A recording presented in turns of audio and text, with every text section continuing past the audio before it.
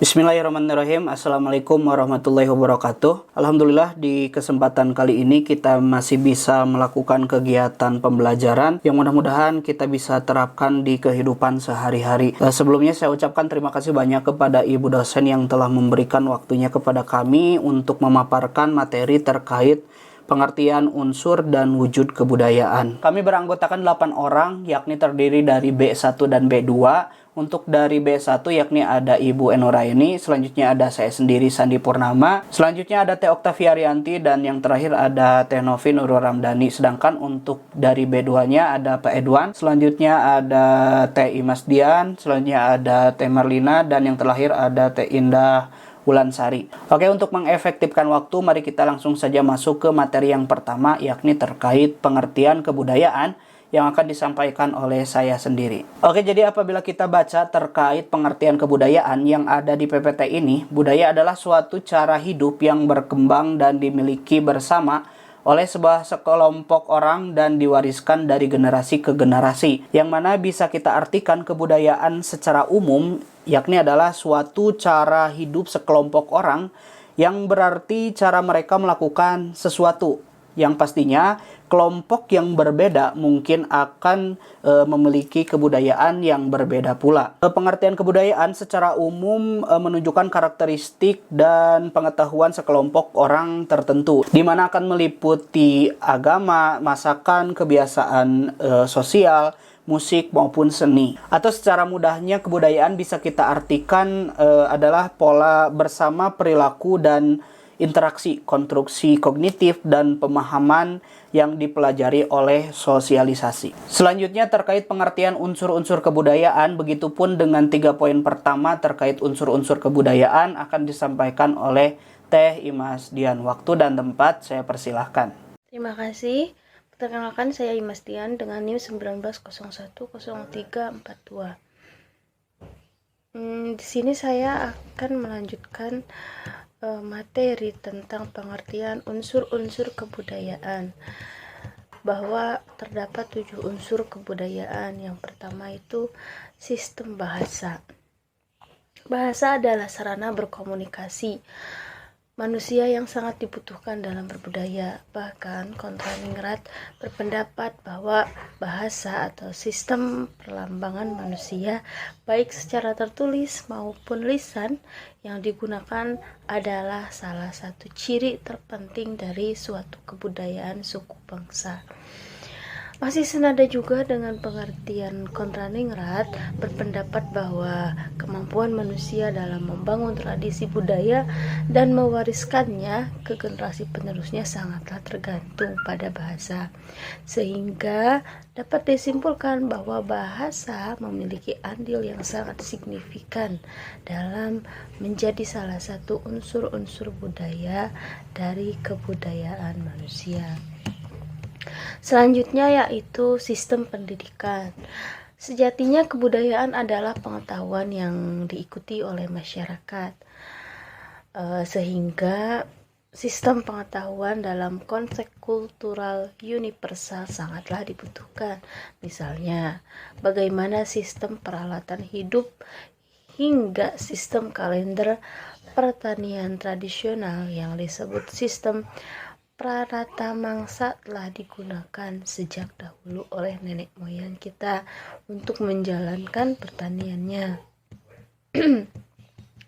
Menurut Marsono, sistem Pranata Mangsa tersebut telah digunakan oleh masyarakat Jawa lebih dari 2000 tahun yang lalu. Sistem tersebut digunakan untuk menentukan kaitan tingkat curah hujan dengan kemarau, sehingga petani akan mengetahui kapan saat yang tepat untuk mengolah tanah, saat menanam, dan masa panen yang baik.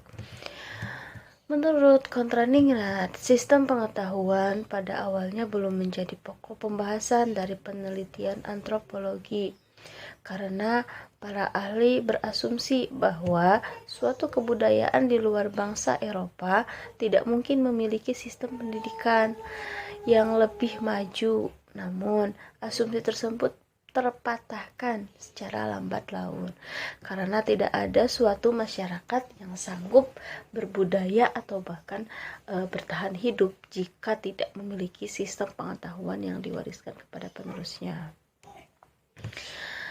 Poin ketiga yaitu sistem kekerabatan dan organisasi sosial. Setiap kelompok masyarakat kehidupan diatur oleh aturan-aturan dan adat istiadat dari kesatuan yang ada di lingkungan sehari-hari masyarakat tersebut. Satuan terkecil dari kelompok yang menghasilkan aturan dan adat tersebut adalah keluarga inti. Kemudian kesatuan lain yang lebih besar dapat berupa letak geografis, suku, hingga kerajaan ataupun kebangsaan. Sistem kekerabatan dan organisasi sosial dapat dilihat melalui beberapa cara mereka melakukan jenis perkawinan, prinsip, menentukan pasangan, adat menetap, dan jenis keluarga. Berikut adalah pemaparan sistem kekerabatan dan organisasi sosial sebagai salah satu unsur budaya.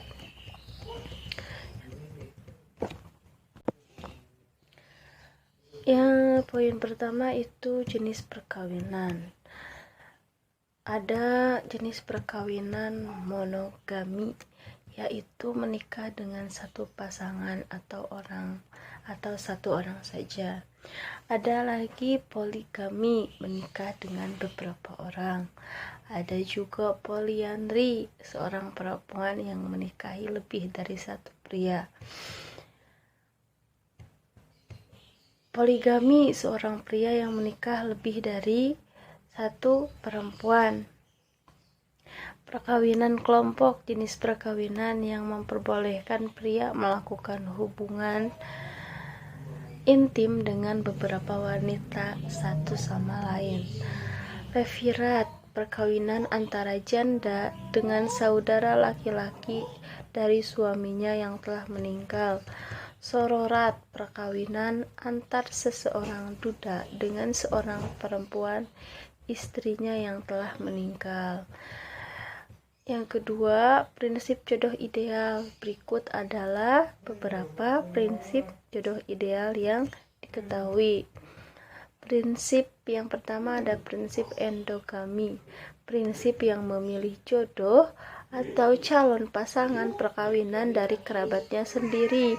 Misalnya, masyarakat Jawa kuno biasanya cenderung memilih pasangan dari sepupu jauh untuk menjaga kemurnian kebangsawanan atau kasta pada masyarakat Bali.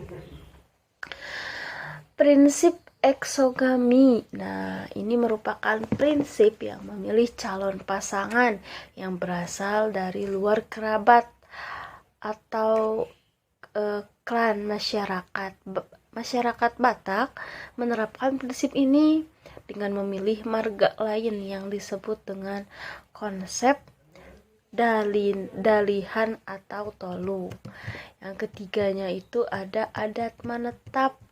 Kontraningrat mengatakan bahwa terdapat 7 macam adat menetap setelah menikah. Di antaranya adalah sebagai berikut. Adat menetap ya ini. Yang pertama itu utrolokal. Apa itu? Itu kebiasaan menetap di sekitar kerabat suami atau istri. Selanjutnya ada piri lokal, adat yang menetapkan pengantin harus menetap di sekitar kediaman kerabat suami. Uksori lokal, adat yang menetapkan pengantin menetap di sekitar kediaman kerabat istri. Biolokal, adat yang menetapkan pengantin harus menetap di sekitar kediaman kerabat suami dan istri secara bergantian. Ada juga abun lokal, yaitu adat yang menetapkan harus tinggal di sekitar tempat kediaman saudara laki-laki dari suami ibu, ayah berarti ya. Natolokal, yaitu adat yang menetapkan pengantin untuk tinggal terpisah dan suami tinggal di rumah kerabatnya. Yang selanjutnya neolokal, yaitu adat yang menetapkan pengantin untuk tinggal di kediaman baru yang tidak dekat dengan kedua kerabat pengantin tersebut. Selanjutnya ada jenis keluarga. Keluarga itu ada keluarga inti atau batih, ada konjugal, dan keluarga luas. Berikut pemaparannya. Yang pertama itu keluarga inti atau batih. Keluarga inti atau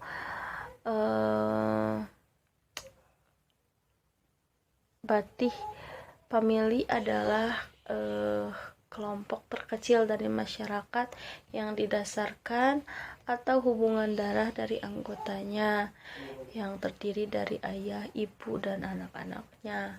Keluarga konjugal, keluarga inti, ayah, ibu, dan anak yang terdapat interaksi dengan kerabat, salah satu atau dua pihak orang tua ayah dan ibu dari keluarga inti, kakek mungkin ya, kakek nenek. Keluarga luas, nah ini meliputi hubungan antara keluarga besar kayak paman, bibi, kakek gitu, ya dan sebagainya. Sistem selanjutnya tentang sistem peralatan hidup dan teknologi akan dilanjutkan oleh rekan saya yang selanjutnya. Terima kasih. Masih terkait unsur-unsur kebudayaan, yakni poin 4, 5, 6, dan 7 akan disampaikan oleh Teh Novi Nurul Ramdhani. Waktu dan tempat saya persilahkan. Bismillahirrahmanirrahim. Perkenalkan, nama saya Novi Nurul Ramdhani dengan nomor NIM 190100065. Di sini saya akan meneruskan materi mengenai unsur-unsur kebudayaan. Yang keempat yaitu ada sistem peralatan hidup dan teknologi. Menurut Kojaraningrat mengatakan bahwa masyarakat tradisional terdapat 8 macam peralatan dan unsur kebudayaan fisik yang digunakan oleh masyarakat dan kebudayaannya. Yang pertama yaitu alat-alat produktif. Adalah alat yang digunakan untuk melaksanakan suatu pekerjaan yang menghasilkan nilai guna bagi individu atau masyarakat dan budaya secara umumnya. Yang kedua yaitu senjata. Sebagai alat produktif, senjata digunakan untuk berburu atau menangkap ikan. Yang ketiga yaitu wadah, yakni untuk menyimpan dan memuat dan menimbun barang. Yang keempat yaitu ada alat menyalakan api. 5 yaitu ada kuliner, makanan, minuman, jamu-jamuan, dan sebagainya. Sistem pengetahuan cara memasak setiap kelompok masyarakat juga berbeda-beda. Jenis dan bahan makanan masakan tertentu dapat memberikan arti dan simbol khusus bagi masyarakatnya. Kemudian yang keenam, pakaian dan tempat perhiasan. Suatu masyarakat biasanya selalu memiliki tradisi atau adat dalam pembuatan pakaian adatnya. Kemudian yang ketujuh ada tempat berlindung dan atau perumahan. Manusia juga membangun rumah yang disesuaikan dengan kebutuhan dan letak geografis di tempatnya. Kemudian yang ke-8 alat-alat transportasi. Kebutuhan mobilitas semakin tinggi hingga dibutuhkan alat transportasi yang bukan hanya untuk memindahkan manusia saja, namun untuk memindahkan barang-barang hasil dari perekonomian yang semakin maju. Kemudian yang kelima ada sistem ekonomi atau mata pencaharian hidup. Sistem ekonomi pada masyarakat tradisional meliputi berburu dan meramu, berternak, bercocok tanam di ladang, menangkap ikan, bercocok tanam menetap, dan sistem irigasi. Namun setelah terpengaruh oleh arus modernisasi dengan patokan utama berkembangnya sistem industri, pola hidup manusia berubah dan tidak hanya mengandalkan mata pencaharian tradisional ini. Kemudian yang keenam ada sistem religi. Menurut Konjatiningrat menyatakan bahwa asal mula permasalahan fungsi religi dalam masyarakat adalah dua dari pertanyaan berikut. Yang pertama, mengapa manusia percaya kepada adanya suatu kekuatan gaib atau supranatural yang dianggap lebih tinggi daripada manusia. Kemudian yang kedua, mengapa manusia melakukan berbagai cara untuk berkomunikasi dan mencari hubungan-hubungan dengan kekuatan supranatural tersebut. Usaha menjawab kedua pertanyaan inilah yang menjadi penyebab lahirnya sistem religi.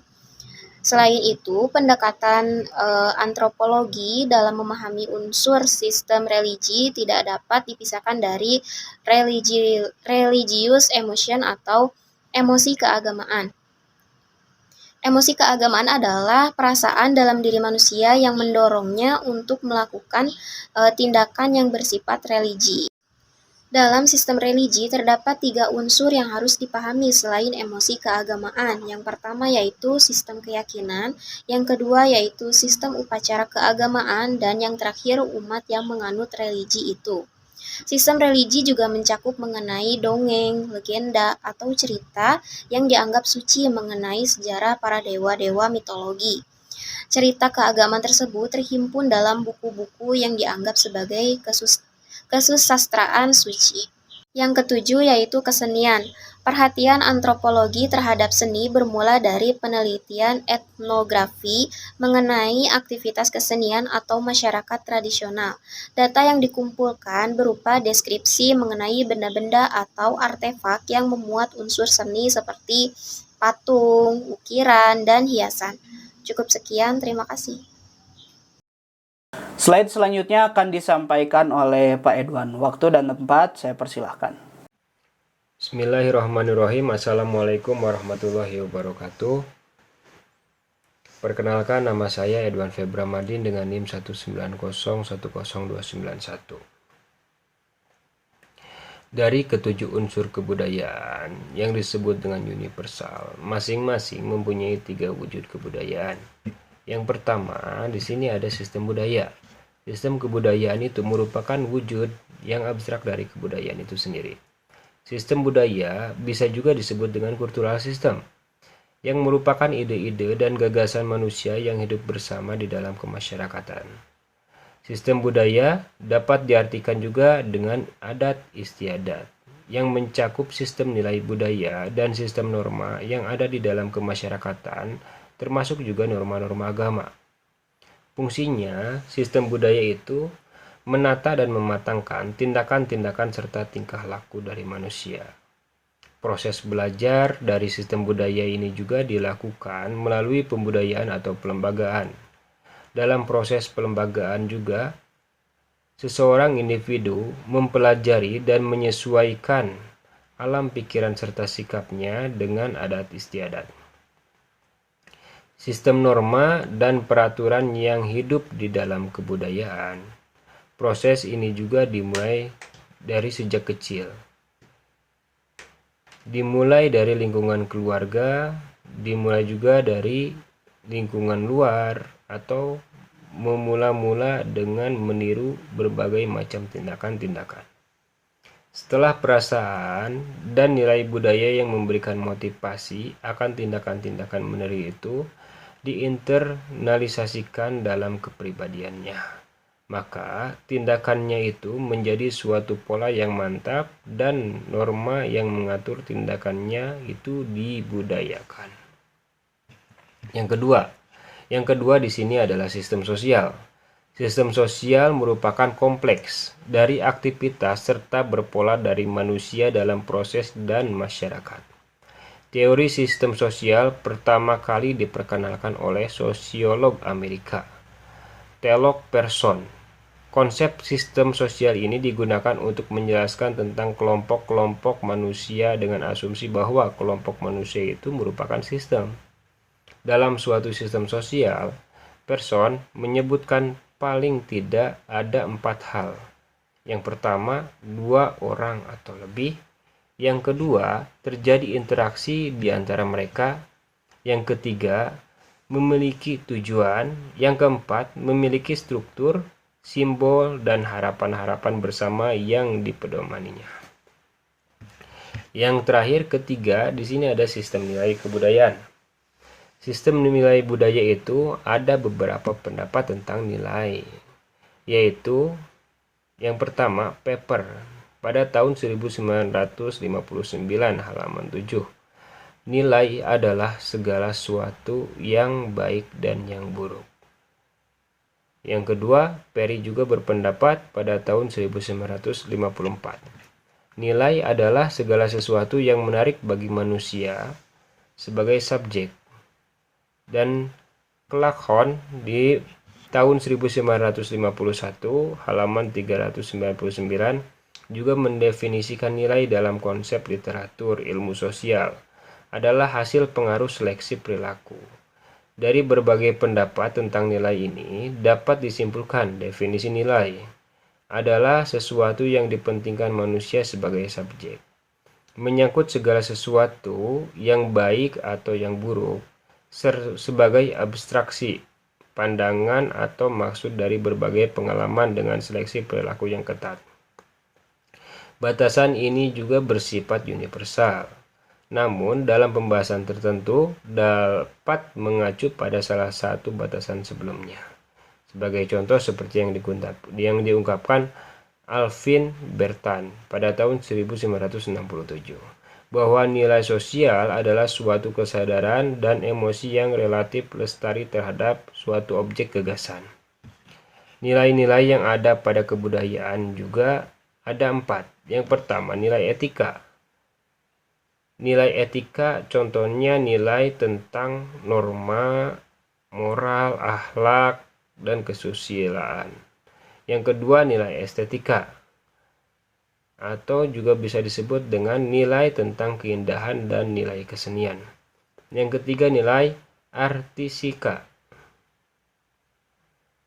nilai netral atau tidak fanatik terhadap nilai apapun.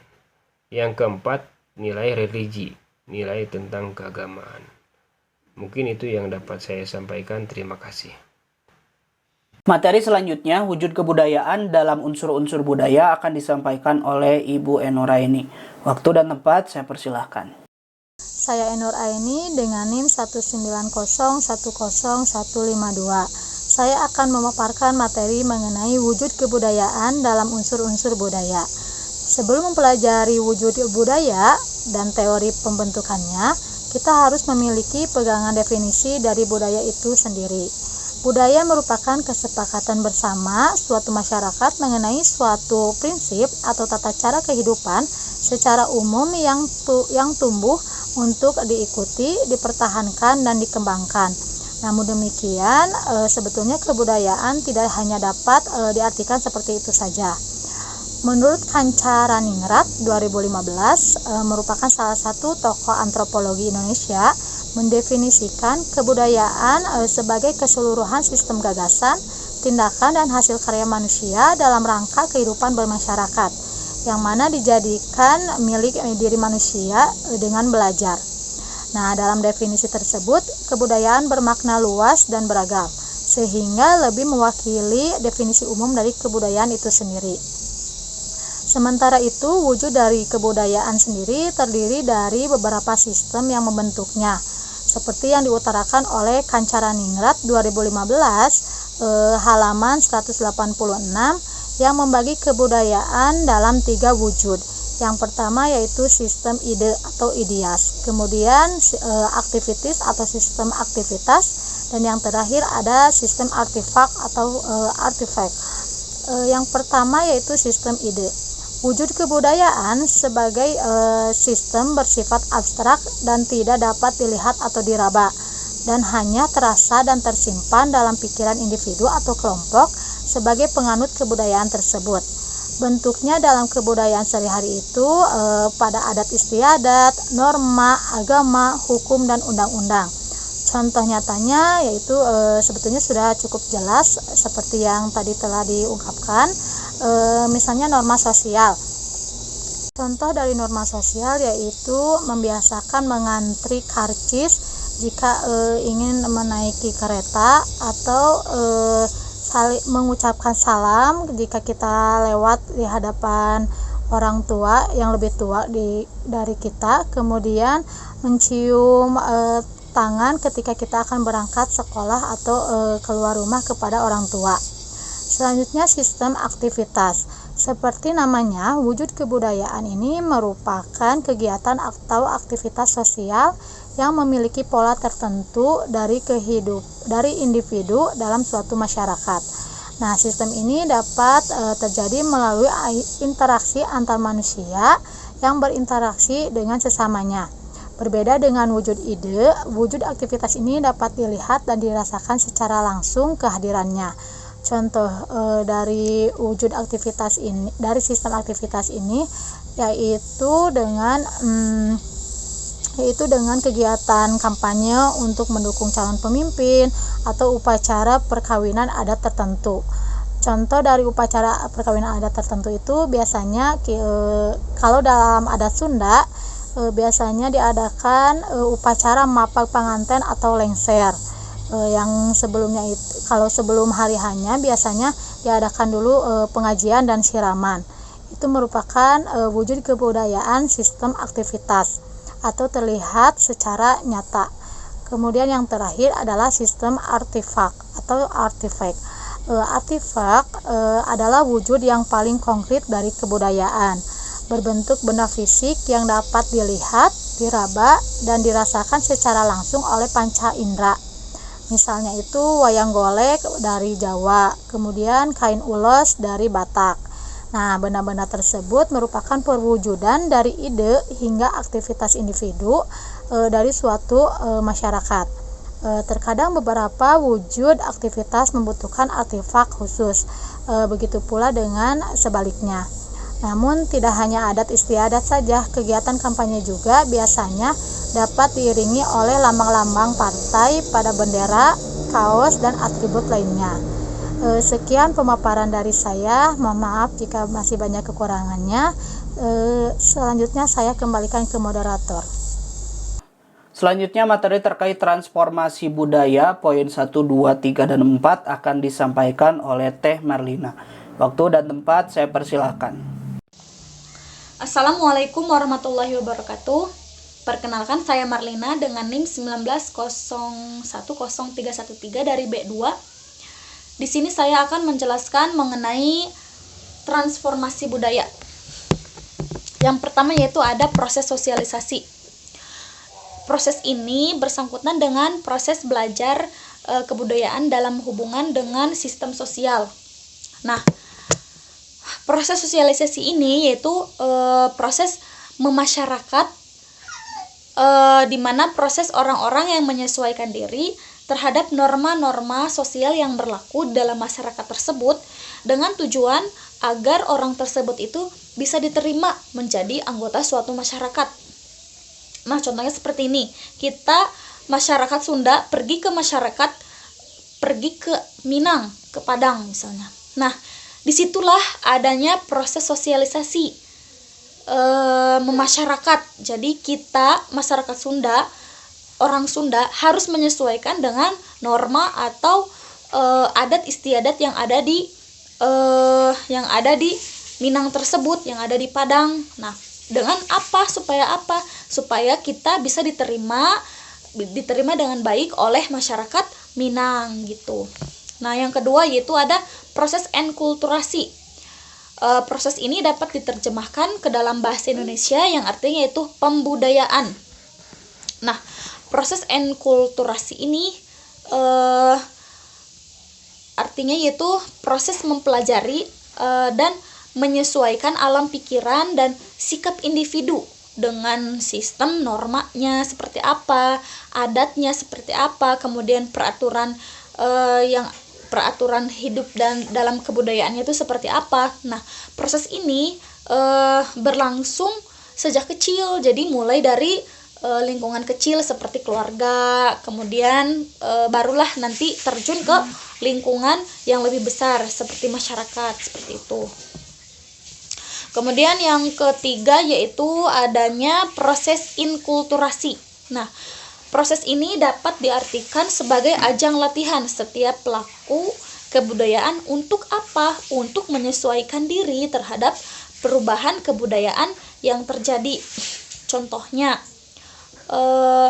jadi proses inkulturasi ini proses budaya yang terjadi ketika adanya nih dua budaya yang bertemu.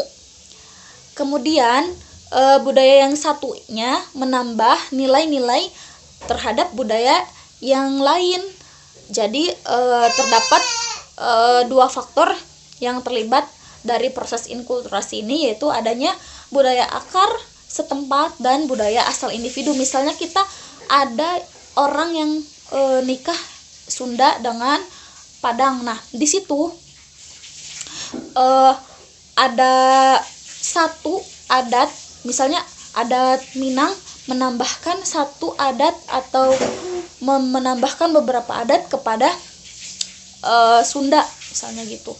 Misalnya, atau sebaliknya, adat Sunda menambahkan nilai baru kepada adat Minang. Misalnya di Minang kalau sebelum menikah itu harus ada apa dulu, misalnya. Yang tadinya nggak ada siraman seperti adat Sunda misalnya.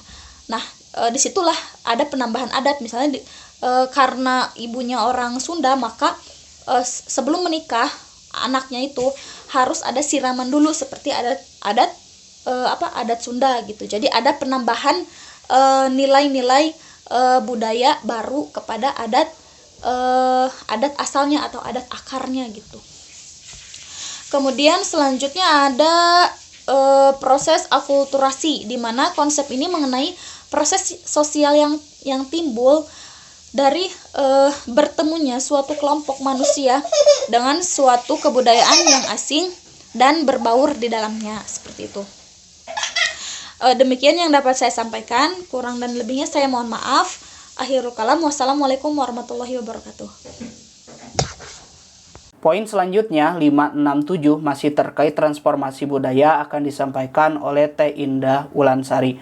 Waktu dan tempat saya persilahkan. Yang kelima adalah proses evolusi. Evolusi itu proses-proses evolusi sosial budaya yang dipandang seolah-olah jauh dan hanya akan menampakkan kepada peneliti tentang perubahan-perubahan besar yang terjadi dalam jangka waktu yang panjang.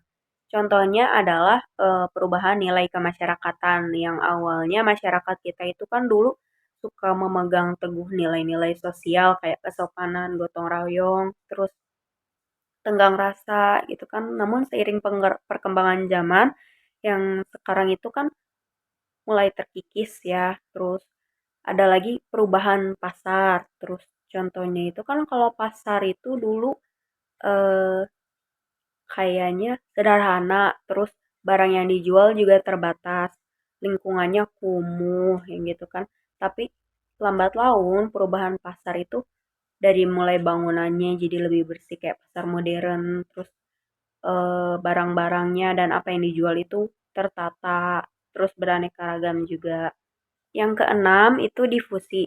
Difusi adalah persebaran unsur kebudayaan dari satu tempat ke tempat lain di muka bumi yang dibawa oleh kelompok-kelompok manusia yang bermigrasi. Contohnya adalah pada masyarakat tradisional, pengolahan lahan pertanian masih menggunakan tenaga hewan dan tenaga manusia. Kalau sekarang kan udah ada traktor yang seperti itu. Terus cara berpakaian pejabat juga pada zaman kolonial Belanda itu ditiru sama orang-orang kita gitu. Terus cara makan orang Eropa yang pakai sendok dan garpu itu juga ditiru sama kita ya, orang Indonesia. Terus ada unsur-unsur budaya timur dan barat yang masuk ke Indonesia dilakukan dengan teknik meniru juga. Terus ada yang ketujuh yaitu asimilasi. Asimilasi adalah pembauran dua kebudayaan yang disertai dengan hilangnya ciri khas kebudayaan asli kita. Kebudayaan asli sehingga membentuk kebudayaan baru. Contohnya itu asimilasi ras Mongoloid, ras Kaukasoid, ras Negroid di benua Asia akhirnya membentuk ras baru. Terus meleburnya kebudayaan Betawi sama Tiongkok, terus menghasilkan kebudayaan baru kayak contohnya itu tari lenong sama tari coke. Terus adanya budaya zina atau hubungan pranikah berkedok pacaran yang dinotabenenya bukan kebudayaan Indonesia. Kan kita nggak menutup mata juga ya, saya juga di lingkungan ya yang seperti itu. Jadi ternyata banyak anak muda yang seusia saya 21, 20-an itu melakukan aktivitas seks pranikah. Nah, itu kan bukan dari budaya kita ya, gitu. Jadi kita juga nggak bisa menutup mata kalau seks pranikah itu ada gitu. Saya juga lumayan kaget waktu pas dengar teman-teman saya di sosial media ternyata oh kayak gini ya gitu. Terus ada lagi masyarakat Indonesia yang ikut-ikutan turis asing pakai bikini di pantai misalnya gitu kan. Terus adanya pembangunan gereja katedral, yaitu gereja katedral itu adalah pengaruh Eropa Barat karena memperkenalkan agama Katolik. Sekian penjelasan dari saya. Materi selanjutnya, poin 8 dan 9 masih terkait transformasi budaya akan disampaikan oleh Teh Oktavia Rianti, begitupun dengan kesimpulannya. Baik, nama saya Oktavia Rianti dengan NIM 1901045 akan melanjutkan materi poin ke-8 dan juga poin ke-9, yaitu untuk poin ke-8 adalah penemuan atau discovery. Discovery adalah suatu penemuan dari suatu unsur kebudayaan yang baru, baik berupa suatu alat baru, ide baru yang diciptakan oleh seorang individu dalam masyarakat yang bersangkutan. Discovery merupakan jenis penemuan baru yang mengubah persepsi mengenai hakikat suatu gejala, mengenai hubungan dua gejala atau lebih. Suatu penemuan biasanya juga merupakan suatu proses sosial yang panjang melalui dua tahap khusus, yaitu discovery dan invention. Yang poin selanjutnya adalah inovasi atau invention akan berlangsung jika masyarakat sudah mengakui, menerima, dan menerapkan penemuan baru tersebut. Inovasi adalah suatu proses pembaruan dari penggunaan sumber-sumber alam, energi, dan modal pengaturan baru dari tenaga kerja dan penggunaan teknologi baru yang semua akan menyebabkan adanya sistem produksi yang dibuatnya produk yang baru. Dengan demikian, inovasi itu mengenai pembaruan kebudayaan yang khusus mengenai unsur teknologi dan ekonomi. Proses inovasi sudah tentu sangat erat dengan penemuan baru dalam teknologi. Dalam sebuah penemuan baru, pertanyaan yang sering atau yang penting adalah faktor apakah yang menjadi pendorong bagi individu dalam masyarakat untuk memulai dan mengembangkan penemuan-penemuan baru. Para sosiolog mengatakan bahwa faktor pendorong itu adalah kesadaran para individu akan kekurangannya atas kebudayaan, butuh keahlian dalam suatu kebudayaan sebagai sistem perangsang bagi aktivitas pencipta dalam masyarakat. Selanjutnya, kesimpulan yang dapat kita ambil adalah kebudayaan merupakan sesuatu yang akan mempengaruhi tingkat pengetahuan dan meliputi sistem ide atau gagasan yang terdapat dalam pikiran manusia. Sehingga dalam kehidupan sehari-hari, kebudayaan itu bersifat abstrak. Wujud buah dari budaya merupakan suatu cara hidup yang berkembang dan dimiliki bersama oleh sebuah kelompok orang dan diwariskan dari generasi ke generasi.